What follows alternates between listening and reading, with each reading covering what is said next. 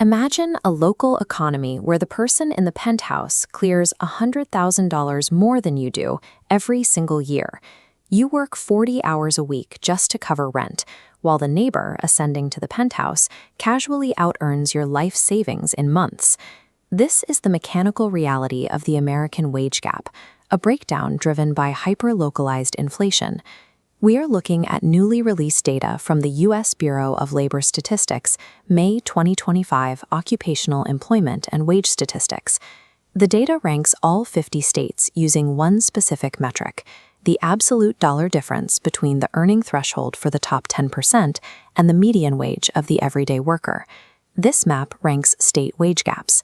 At the bottom sits Mississippi, where top earners make exactly $44,400 more. This narrow gap simply shows both tiers hitting a low economic ceiling. At the other extreme, California takes the number one spot with a $100,840 gap. In California, the top 10% of earners pull in at least $159,000 a year, leaving the median worker behind at $58,240. That is a 173% premium for the top tier. A gap this wide is the primary fuel for a localized cost of living crisis that is structurally fracturing the American middle class. To understand the mechanics of this divide, we look at the top 4 rows of data: California, Massachusetts, New York, and Washington. The wealth vacuum is centralized on the coasts, with New York posting a $97,830 gap and Washington close behind at $90,640. These states share a distinct industrial profile. Their economic engines are driven by technology monopolies, advanced biotechnology, and high finance. These two sectors are diverging. High-paying industries are physically separating from the foundational economy. As they move apart, professionals within them begin to operate in a separate financial universe from the rest of the local workforce. Consider Massachusetts. It posts the highest wages in the nation for both ends of the spectrum: $163,000 for the top earners and over $63,000 for the median. Yet even with a high baseline salary for the median worker, the gap remains nearly $100,000. Disparity persists because the top tier continues to outpace the growth of the middle. High-value, localized industries inevitably pull away from the median, setting the stage for an aggressive, daily competition for resources between these two classes. At the ground level, this baseline disparity forces the median worker to actively compete against the top 10% for daily survival. That fierce financial competition is ultimately waged over the most critical and finite constraint in any major city: the local housing supply. Nationwide, home prices have spiked by 60% since 2019. For the median California earner making $58,240, keeping up with surging home ownership costs is functionally impossible. The median monthly cost for homeowners with a mortgage has surged to over $3,000. The local housing market does not price its inventory for the median worker. It prices its inventory for the people making $159,000. This cost of living crisis is actively obliterating the renting class. Over 21 million renter households are officially cost-burdened today, forced to spend more than 30% of their total income strictly on housing.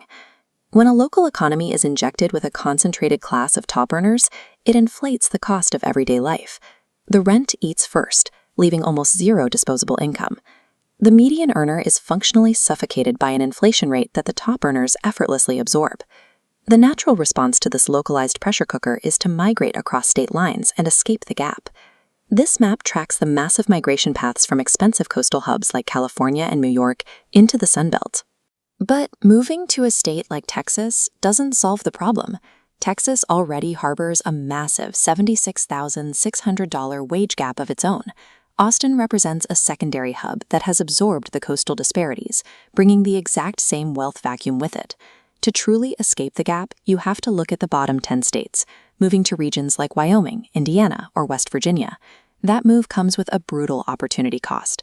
Migrating to these states means moving away from the primary economic engines of the country. You trade the disparity of the coasts for an environment where the economic ceiling is stagnant.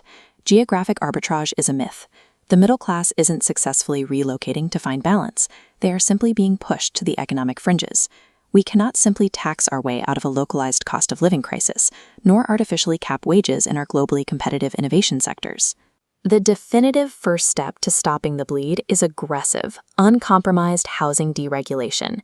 This city model illustrates how high disparity states must strip away artificial zoning laws to allow for mass construction. Building millions of new high-density units dilutes the outsized purchasing power of top earners and finally lowers the barrier to entry for the median worker. Only massive supply-side construction can rebalance the housing inventory of these cities.